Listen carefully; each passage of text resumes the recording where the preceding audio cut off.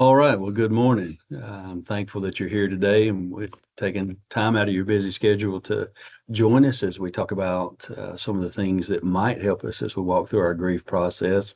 We appreciate your time because time is our most valuable commodity. We only have so many hours in the day and we consider it precious and thankful that you're here with us today.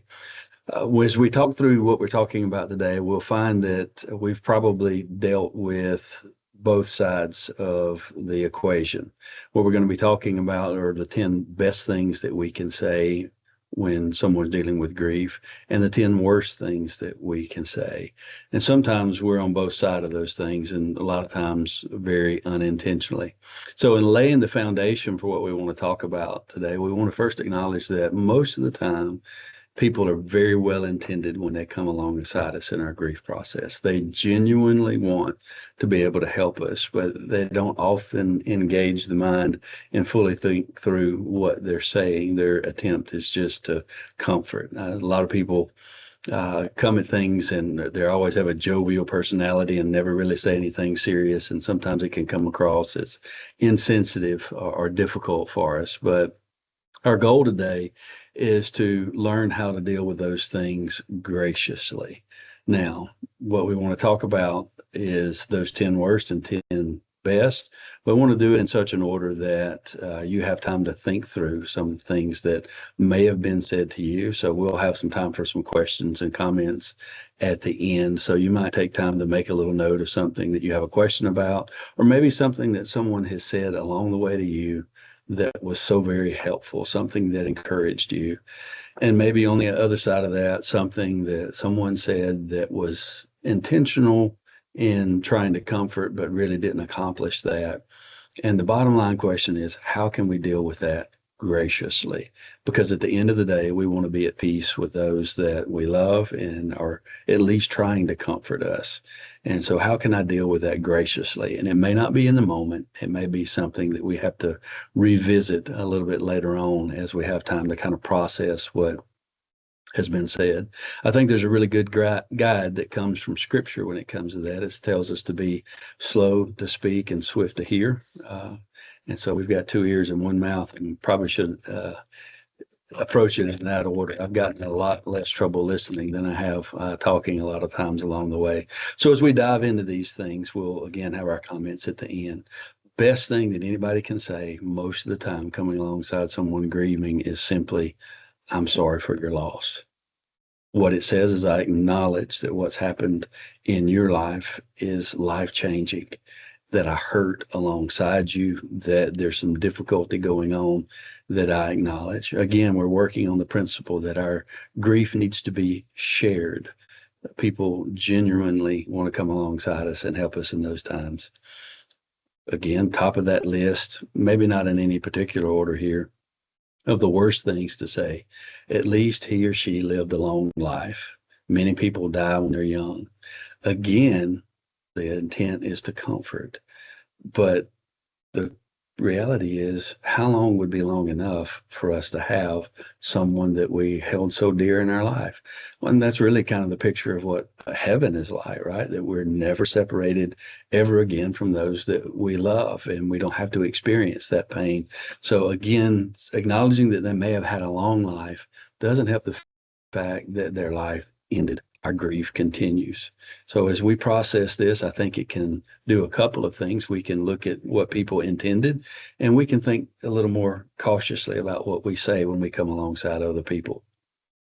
Number two, those things that would be positive to say, I wish I had the right words. Just know that I care. Again, it's someone opening their life to you. They're sharing in your grief. They're acknowledging that you're hurting, and they really don't know what to say, but they just want you to know that they're there. On the converse, sometimes people come alongside us and they want to say, again, filling that void, and they'll say something like, he or she is in a better place. That doesn't necessarily help us in any capacity to know that they're in a better place. Yes, their pain and suffering may be over, but the reality is they're not here with me. we really can't speak anything that's going to help the person that's gone. If our intention is to comfort those that are still in the here and now and dealing with the pain, maybe we don't want to hear that they're in a better place. It's not necessarily helpful for us right now. Sure, there's comfort in that. Sure, especially if when we approach it from a faith standpoint, that's the end goal, that this is all temporary. But again, when we're approaching someone that's hurting, we want to be speaking into their life rather than talking about the one that's gone on. There'll be time for that. Again, one of the top things to say, the third thing in that list, that's positive. I don't know how you feel, but I'm here to help you in any way that I can.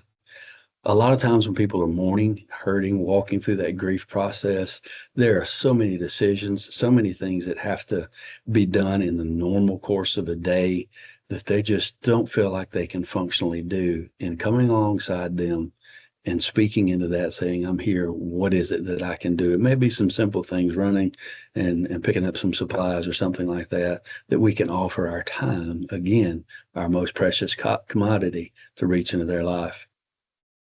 Again, as we look at this today, thinking about these are actually some things that I've heard others talk about, or I've personally heard people say, that again, we're speaking into a situation theoretically to try to help. One of the worst things is they brought this on themselves. People have actually said that to loved ones that are struggling with a loss.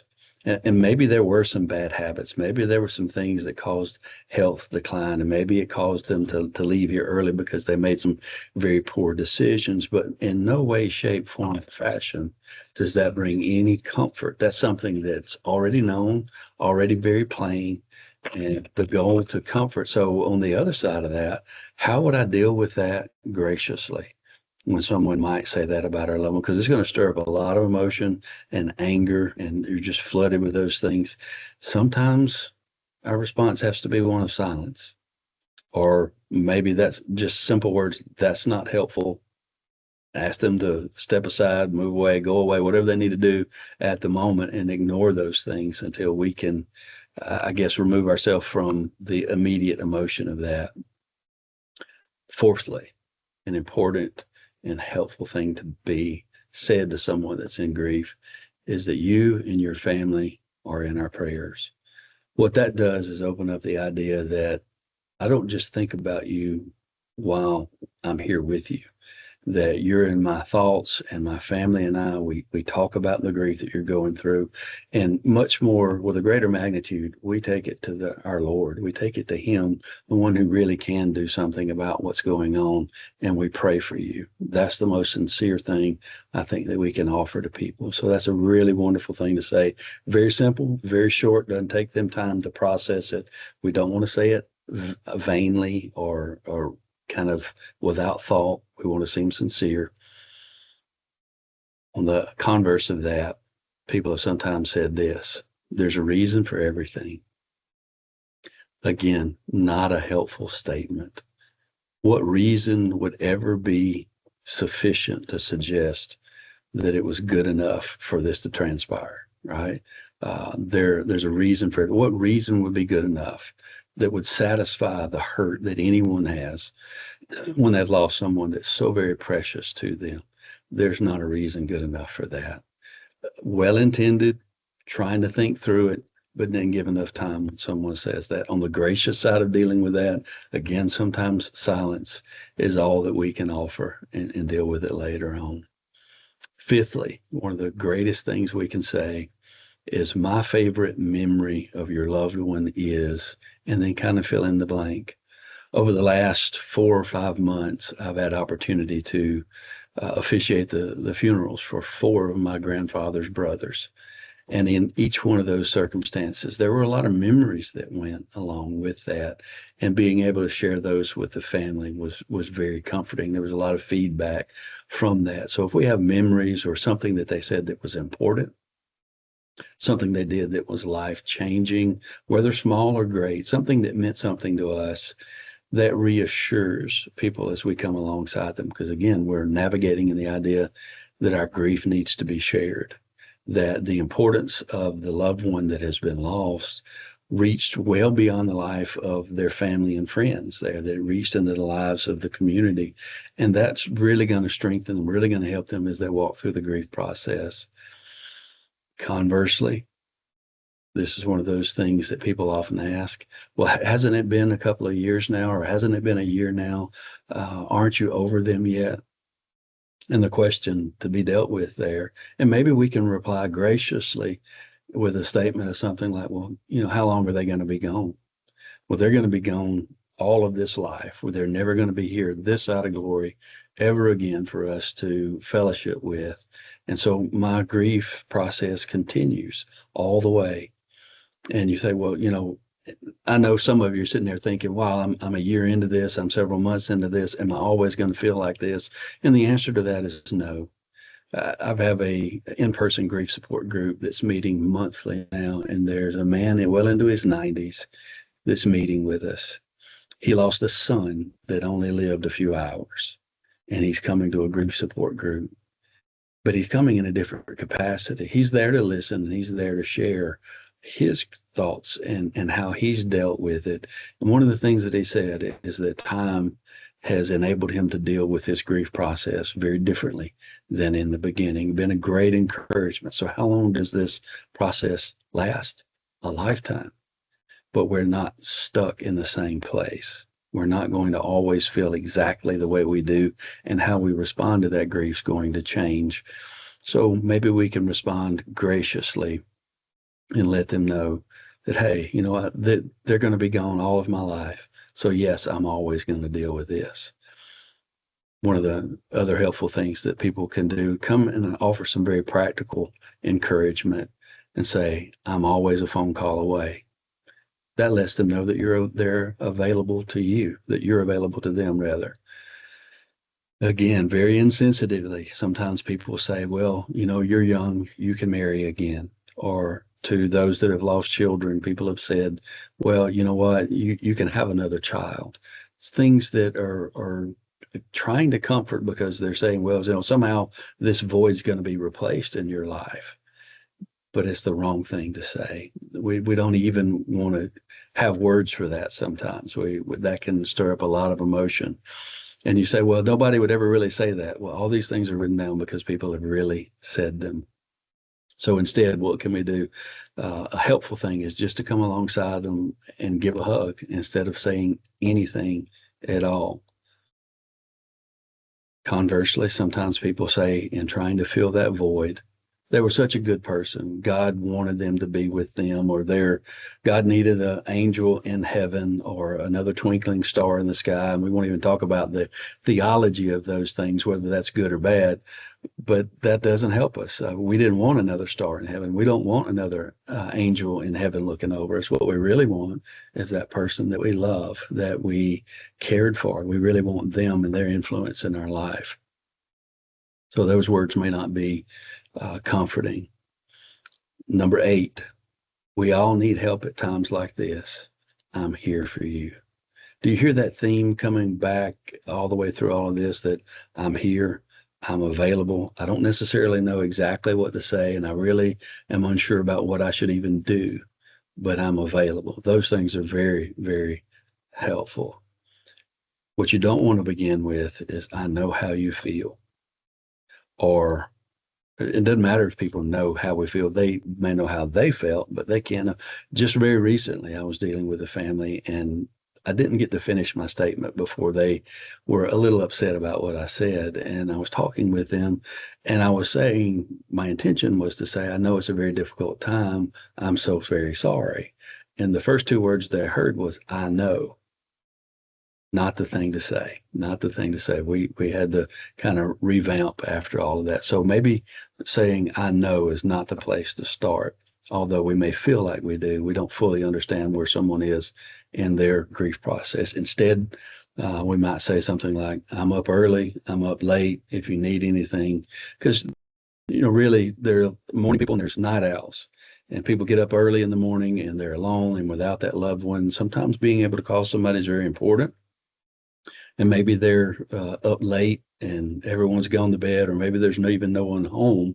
and they need somebody to talk to in their time of difficulty. So opening that availability to them is very important.